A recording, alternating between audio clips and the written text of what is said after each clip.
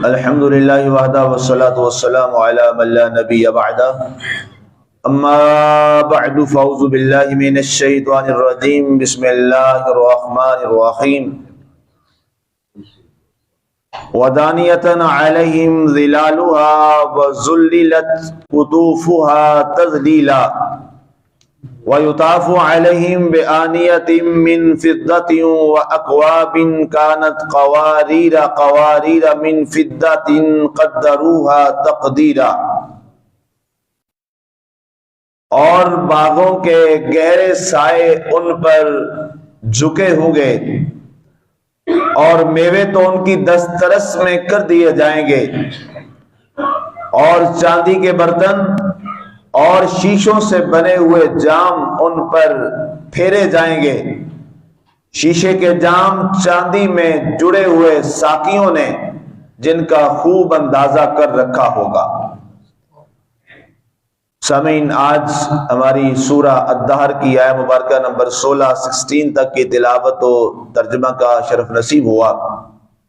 سامعین، گفتگو ہماری چل رہی ہے اللہ تعالیٰ کے ان پیارے محبوبین، پیارے بندوں کی جنہوں نے اپنی زندگی میں صبر اور استقامت کو شامل کر لیا۔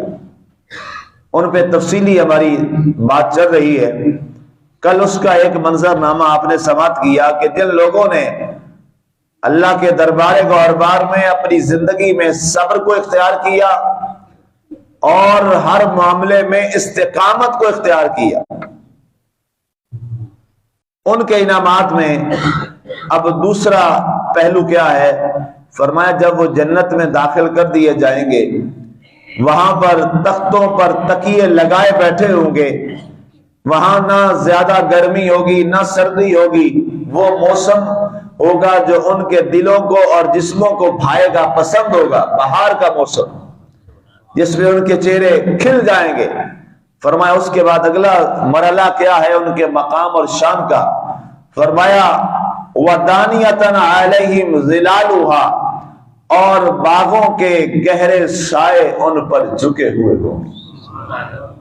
قسم قسم کے پھل ہیں، باغات ہیں، ہر قسم کا پھل باغ، اور اس کے درمیان ان کا تخت، اور تخت پر تکیہ لگا ہوا، اور تکیے پر وہ نورانی چہرے والے لوگ بیٹھے ہیں، اور تمام باغات کے جو گچھے ہیں اور ٹہنیاں ہیں لدی ہوئی پھلوں سے وہ ان کے دائیں بائیں جھکی ہوئی۔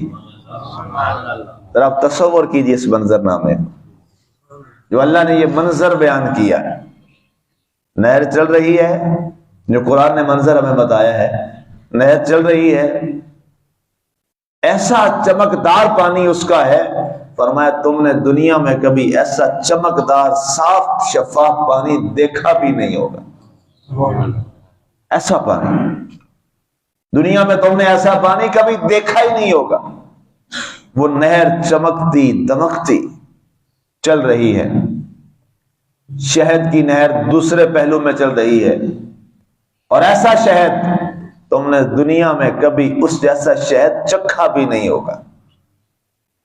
دودھ کی نہریں، آبشاریں، اور اس کے درمیان میں اس جنتی کا تخت لگایا ہوا ہے۔ اللہ نے تخت لگائے درمیان میں، اور اس کے بعد دنیا میں بڑے بڑے یہاں بادشاہ آئے، بڑے بڑے فرعون آئے زمانہ کے، بڑے بڑے قارون آئے خزانوں والے، لیکن کسی سے اس طرح کا منظر نامہ دنیا میں نہ تشکیل ہو سکا۔ بڑی کوشش کی، ایک نے جنت بنائی بھی تھی لیکن ایسا نہ بنا سکا، ایسا نہ کر سکا، اور پھر ایک طوفان کیسے چلا اور اس کی جنت کا کیا حشر نشر کر دیا اللہ نے۔ کیا ایک لمحے میں ایسے ہوائی چلائی اور سب کچھ اوپر کا نیچے اور نیچے والا اوپر کر کے تیس نیس کر دیا، اور اس کے تنکے بھی وہاں نہ بچے۔ لیکن یہ وہ جنت ہے جو خود مالک نے تیار کی ہے اور اپنے پیارے بندوں کو عطا فرمائے گا۔ اور جنت بھی کیسی؟ خالدین فیہا ابدا، جہاں اس کا بندہ ہمیشہ ہمیشہ رہے گا. یہ ہمیشہ رہیں گے. نہ ختم ہونے والی جنت، نہ ختم ہونے والے انعامات. آگے فرمایا گیا اگلا منظر نامہ قرآن نے کیا بیان فرمایا، وَذُلِّلَتْ قُطُوفُهَا تَذْلِيلًا. اور میوے تو ایسے ہیں جو میوہ جات ہیں، فرمایا وہ تو ان کی ایسی دسترس میں اللہ کر دے گا. فرمایا ایسے ہاتھ بڑھائیں گے تو جس کو چاہیں گے وہ ان کے سامنے خود حاضر ہو جائے گا. تو یہاں ایک مفسر نے بڑی پیاری مزیدار بات لکھی ہے کہ اللہ تعالیٰ نے تو جنتیوں کو یہ انعام دیا ہے کہ وہ جو چاہیں گے، جو ارادہ کریں گے، وہ خود بخود ان کے سامنے تشتوں میں آ جائے گا. تو یہاں کیا ہوا کہ یہ ان کے دسترس میں ہوں گے اور اسے توڑیں گے. قرآن ایک اور اس سے پہلے گزر چکا ہے، وہاں یہ فرمایا تھا کہ وہ گچھے لٹک رہے ہوں گے اور یہ جائیں گے اور اس کو توڑ کے کھائیں گے. تو مفسرین نے لکھا کہ ایک وہ پھل ہوتا ہے جو آپ کو کسی نے توڑا، آپ کے سامنے آیا، کھایا، اور ایک وہ پھل ہوتا ہے جو آپ باغ میں جا کر خود چن کے پسند کر کے وہاں سے تازہ توڑ کے کھاتے ہیں. اس کا مزہ ہی کچھ اور ہوتا ہے. اللہ نے فرمایا یہ رونق اور یہ محبت اور چاشنی یہ بھی ہم اہل جنت کو عطا کریں. باقی تو پیش ہوگا. فرمایا وہ گھومیں گے اس اپنے پورے باغ میں اور وہاں چل کر اللہ فرماتا ہے میری نعمتوں میں سے وہ خود توڑ کے کھائیں گے اور اس پہ اللہ کا شکر ادا کریں اور راضی ہوں گے.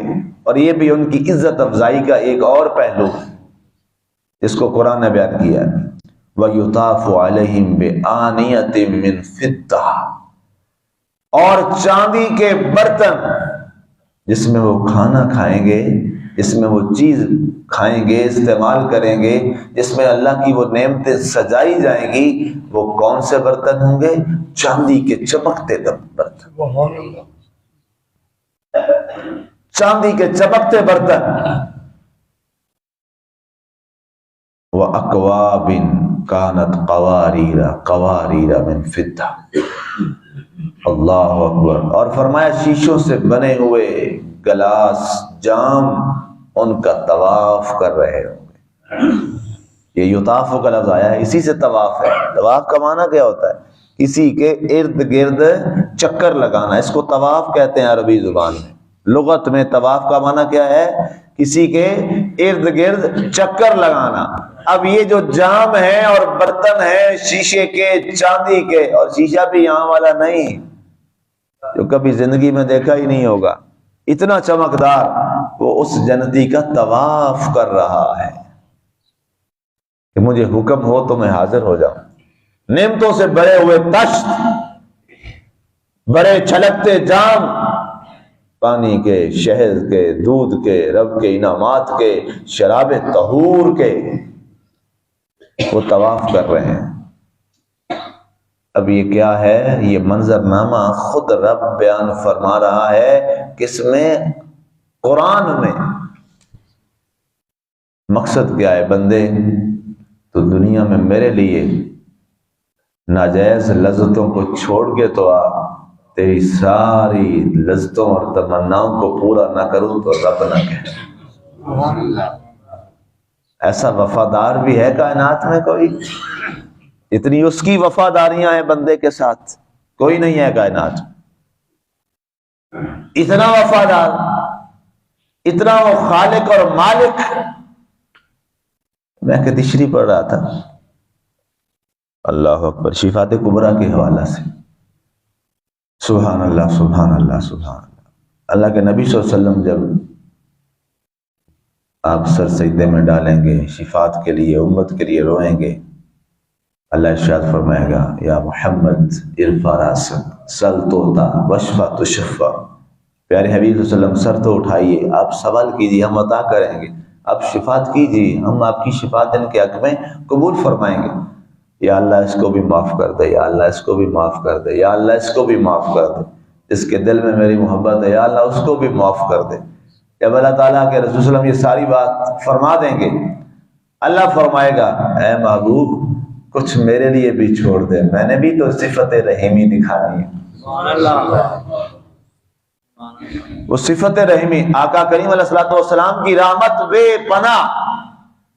پناہ رحمت للعالمین ہے نا جی۔ اللہ نے بنایا رحمت للعالمین، کسی نے تو نہیں بنایا، اللہ نے بنایا ہے۔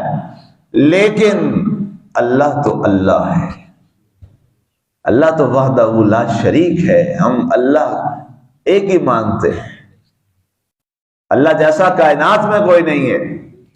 ہم آپ کے محبوب کو محبوب خدا مانتے ہیں، سید المرسلین مانتے ہیں، امام المرسلین مانتے ہیں، لیکن خدا تو نہیں مانتے۔ خدا ایک ہی ہے، اللہ ایک ہی ہے، لا مثل لہ ولا مثال لہ ولا نظیر لہ، نہ اس کی مثل ہے نہ مثال ہے، نہ اس کی کوئی اور نظیر ہے، اس جیسا کائنات میں کوئی اور نہیں، وہ وحدہ لا شریک ہے، اللہ الصمد ہے، لم یلد لم یولد ہے، اس کی ذات ایسی ہے۔ فرمایا اس کے بعد آقا کریم علیہ الصلوۃ والسلام کی اتنی رحمت کے بعد باقی جو گناہگار ہوں گے اللہ انہیں اپنی صفت رحیمی اور کریمی کے ساتھ معاف فرمائے گا، تاکہ پتہ چل جائے وہاں اہل محشر کو بھی کہ رب جیسا رحیم اور کریم کوئی نہیں۔ ہم نہ جانے پتہ نہیں کیوں اللہ سے دور ہو گئے انسان، اور کیوں الگ ہو گئے، اور کیا ایک دل میں یہ خوف بنا لیا۔ اللہ نے جہاں نذیر کی بات کی ہے وہاں بشیر کی بات بھی تو کی ہے، بشارتیں، خوشخبریاں۔ اب یہ منظر نامے دیکھیں نا جی، ایک غلام کسی بادشاہ کے لیے، ایک غریب کسی امیر کے لیے، یا کوئی امیر اس کے لیول کا وہ آئے اور اس کے لیے یہ سارا منظر نامہ بنائے تو سمجھ آتا ہے۔ ایسے ہی نا جی کہ جی کوئی بڑا آ رہا ہے تو جو بڑا آ رہا ہے اس کا مقام بڑا ہے، اس کے لیے میں جام بھی رکھوں، اس کے لیے یہ پھل بھی رکھوں، اس کے لیے میں یہ منظر بھی بنا دوں، اس کے لیے پیارا سا کوئی فارم ہاؤس سجا دوں اور سارے وہاں اس کے لیے نعمتیں کروں۔ کیوں؟ جو آنے والا مہمان ہے وہ بہت بڑا ہے۔ لیکن بتاؤ اللہ سے بڑا ہے کائنات میں کوئی نہیں ہے۔ اکبر تو وہ ایک ہی ہے نا، اللہ اکبر، تفضیل کا صیغہ ہے، وہ ایک ہی ہے۔ تو یہ ساری نعمتیں کس کے لیے سجا رہا ہے؟ بڑا ہو کر چھوٹے کے لیے نعمتیں سجا رہا ہے۔ کبھی اس پہ غور کرنا، اس صرف ایک لفظ پہ میرے پہ غور کیجئے گا۔ بڑے کے لیے تمام ہوتے ہیں، چھوٹے کے لیے نہیں۔ یہاں الٹ گیم چل رہی ہے، بڑا وہ ہے، اہتمام کس لیے کر رہا ہے؟ کس کے لیے؟ جو چھوٹا ہے، بہت ہی چھوٹا ہے، بہت ہی چھوٹا ہے، اور پھر پیدا اور بنایا بھی خود ہے، اس کے لیے اتنا اہتمام۔ ہائے ہائے ہائے، ہے کوئی محبت ایسی پھر کسی کی؟ کوئی محبت نہیں ہے، کوئی محبت نہیں ہے۔ استاد شاگرد ہوتا ہے نا، استاد ایسا اکثر ایسا ہوتا ہے، ابھی ہیں وہ بہت ساری مثالیں۔ استاد سائیکل پہ ہوتا ہے، ٹھیک ہے جی، 1 2 4 3 مرلے 5 مرلے کے گھر میں رہتا ہے، شاگرد پڑھائے، بڑے شاگرد استادوں کے بہت آگے ہوتے ہیں، کیونکہ استادوں کی دعائیں ہوتی ہیں۔ دنیا میں 2 ہی تو رشتے ہیں جو اپنے سے بڑا دیکھ کے خوش ہوتے ہیں، اس کے علاوہ کوئی سگا بھائی بھی خوش نہیں ہوتا۔ ایک استاد ہوتا ہے اور ایک باپ ہوتا ہے، یہ 2 لوگ ہوتے ہیں جو دعا کرتے ہیں، یا اللہ یہ میرا بیٹا، میرا اسٹوڈنٹ شاگرد بہت اوپر جائے، اور استاد سائیکل پہ دے کے اس کو جہاز میں جاتا ہوا دیکھ کے فخر سے کہتا وہ میرا شاگرد جا رہا ہے۔ سگا بھائی نہیں برداشت کرتا، سگا بھائی نہیں برداشت کرتا کہ مجھ سے بڑا میرا بھائی آگے نکل جائے، لیکن استاد اور شاگرد یہ اتنے بے لوث رشتے ہیں، اس لیے تو اس کو باپ کا استاد کو شاگرد ہے نا جی، چاہے وہ جتنے بڑے مقام پہ بھی ہو، وہ استاد کی اسکوٹیا میں آ کے ادب سے بیٹھتا ہے، بڑے درجے پہ پہنچا ہوا تھا۔ کیوں؟ آپ بڑے ہیں جی، میں آپ کا شاگرد ہوں، ایسا ہی ہے نا جی، آپ میرے استاد ہیں، آپ میرے محلے میں آپ کا شاگرد ہوں، ادب سے بیٹھتا ہے، اس کا درجہ بڑا ہے، یہ چاہے جیسے دنیا میں بڑا ہوگا، لیکن استاد استاد ہے۔ یہاں دیکھیے اصول تو یہ تھا، جتنے بھی نیک ہو جاتے ہیں اس کی باتیں مانی ہیں، وہاں دربار میں فقیرانہ زندگی سے، کیوں مولا تو بڑا ہے، ہم تو چھوٹے ہیں، لیکن واہ میرے مالک تیری کیا کریمی ہے، فرمایا جب میرا بندہ آئے نا تو اس کا ایسا پروٹوکول ہو، ایسا پروٹوکول ہو کہ جناب ایک ایسی جنت اس کے لیے بنائیے، ایک بندے کے لیے کہ اگر 60 سال تک بھی، روایات میں آتا ہے گھوڑا دوڑتا رہے، عربی گھوڑا تیز رفتار، تو ایک بندے کی جنت کا سفر ختم نہیں ہوتا۔ اللہ اکبر۔ ہم لگتا ہے دھوکے میں ہیں، ہم نے چھوٹی چھوٹی چیزوں کی نعمتوں کے بدلے میں ہم بڑی نعمت چھوڑ بیٹھے ہوئے ہیں، ہمیں نا شیطان میں دھوکے میں رکھا ہوا ہے۔ یہ قرآن کہہ رہا ہے، یہ سارے منظرنامے جنت کے میں نہیں بیان کر رہا، یہ اللہ بیان کر رہا ہے، یہ اللہ سب کے سامنے رکھ رہا ہے۔ تو کیا خیال ہے وہ شخص پھر دانا تو نہیں ہے جو بڑے محلات کو چھوڑ کر چھوٹی سی کٹیا کے پیچھے دوڑتا پھرے، اور چھوٹے چھوٹے بادشاہوں کے چھوٹے چھوٹے 8 کنال ہیں، 10 کنال، یہ وہ کتنے سینکڑوں میں تو ہیں، ہزاروں میں تو ہے ہی نہیں، بہت چھوٹے ہیں، گاڑی پہ 2 منٹ میں ختم ہو جاتا ہے مال صاحب کا، وہاں کے چکر لگانے کی بجائے کیوں نہ اس کے دربار کے چکر نہ لگا لیے جائے، اس کے دربار میں نہ حاضری دے لی جائے، صبح شام دن رات اس کے دربار میں جائیں۔ بادشاہوں کے دربار میں جانے کے لیے 100 معاملات اور بڑی احتیاطیں چاہیے ہوتی ہیں، مالک فرماتا ہے جیسے آ جاتا ہاں صحیح، جیسے آ جا، جیسے بھی آ جا، فرمایا آ تو صحیح نا۔ جب آتا ہے انسان دربار گوہر بار میں، اللہ فرشتوں میں بیٹھ کے فرماتا ہے دیکھ، اور ملائکہ سے کہتا ہے تو کہتا تھا یہ فتنے پھیلائے گا، خون ریزیاں کرے گا، وہ تو میرے دربار میں جھکا ہوا ہے۔ اور حدیث قدسی ہے، وہی ہے، وہی غیر مطلوب۔ جب بندے بیٹھ کے مل کے، جیسے ہم یہاں سارے بیٹھے ہیں اللہ کا ذکر کر رہے ہیں، ہم اللہ کا ذکر کر رہے ہیں، کوئی اور بات نہیں ہو رہی، قرآن اللہ کا کلام ہے۔ جب اللہ سے باتیں کرنی ہیں تو قرآن پڑھ لیا کرو، اللہ سے باتیں شروع ہو جاتی ہیں۔ تو جب بیٹھ کے ہم اللہ کا یہ سارے ذکر کر رہے ہیں نا جی، اس عین لمحہ میں حدیث قدسی پڑھ رہا ہوں، وہی غیر مطلوب کی تلاوت کرنے لگا ہوں، اللہ فرشتوں میں بیٹھ کے ہم میں سے ایک ایک کا نام لے کے وہاں ہمارا نام ذکر کر رہا ہے، فرشتوں کو بٹھا کے۔ فرمایا اکیلے کرو گے اکیلا یاد کروں گا، لوگوں میں بیٹھ کے میرا نام لوگے، فرشتوں میں بیٹھ کے تمہارا نام لوگے۔ ٹیکسٹ ہے قرآن کا، یہ حدیث قدسی تھی، اب قرآن کے ٹیکسٹ پہ آ جائیے۔ فَاذْكُرُونِي أَذْكُرْكُمْ، تم مجھے یاد کرو میں تمہیں یاد کروں۔ کوئی لیول ہے ہمارا اس کا؟ کوئی لیول، کسی لیول پہ کوئی تقابل ہے ہی نہیں۔ وہ اعلیٰ ہی اعلیٰ، ہم ادنا ہی ادنا، وہ عرفہ ہی عرفہ، ہم اسفل ہی اسفل، کوئی تقابل نہیں ہے۔ لیکن جب یہاں پہ آئی رحمتوں کے عنایات کر دیے، فرمایا تو مجھے یاد کر میں تجھے یاد کروں گا، تو لوگوں میں بیٹھ کے میرا نام لے، میں اس سے اچھے لوگوں میں فرشتوں میں بیٹھ کے تیرا ذکر کروں گا۔ ہم شاید بھولے پھر رہے ہیں، ہم بھٹکے پھر رہے ہیں، ہم نے بہت سطحی چیزوں کو اپنے لیے کچھ بنا لیا، ہم نے بڑی چیز کو اور بڑے مشن کو سامنے رکھنا ہے۔ سمجھدار لوگ وہ ہوتے ہیں جو بڑے مشن کو سامنے رکھتے ہیں اور اس کے لیے وہ چلتے ہیں۔ بڑا مشن کیا ہے؟ ہم نے اس بڑے مشن کے لیے کام کرنا، اور وہ یہ قرآن نے ہمیں بتا دیا۔ آگے فرمایا گیا کانت قواریر من فضة قدروها تقدیرا، فرمایا شیشے کے جام چاندی میں جڑے ہوئے ساقیوں نے جن کا خوب اندازہ کر رکھا ہے۔ ساقی کون ہوں گے؟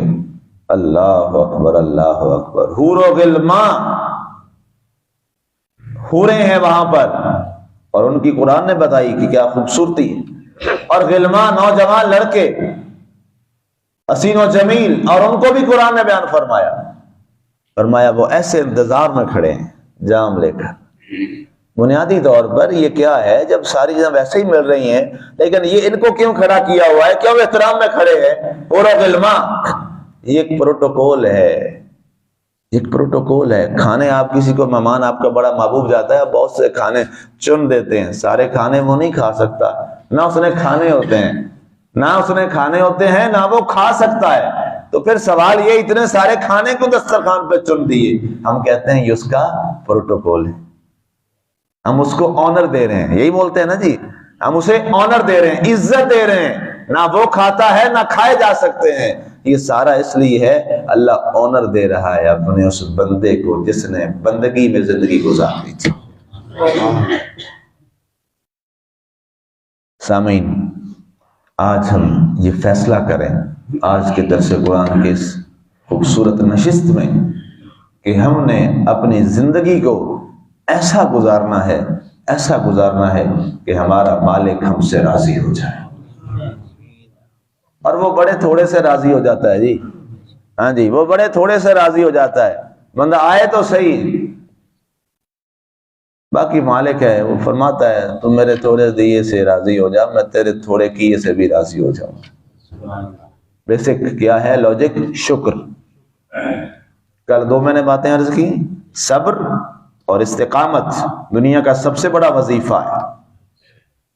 اور تیسری چیز آج ساتھ شامل کر لیجئے، شکر کر کے دیکھیے، اللہ سب کو ولی اللہ بنا دے گا. اللہ والوں نے یہی چیزیں کی، اللہ کے محبوبین نے، صحابہ نے، اہل بیت نے. اللہ ہمیں عمل کی توفیق عطا فرمائے اور قرآن کے اس نور کی برکت سے یہ نور ہمارے سینوں میں اتار دے اور ہمارا قلب و جگر روشن ہو جائے اللہ کے پاک کلام سے. کل بھی انشاءاللہ درس ہوگا، کل کی چھٹی نہیں ہے. وَمَا عَلَيْنَا إِلَّا الْبَلَاغُ الْمُبِينُ.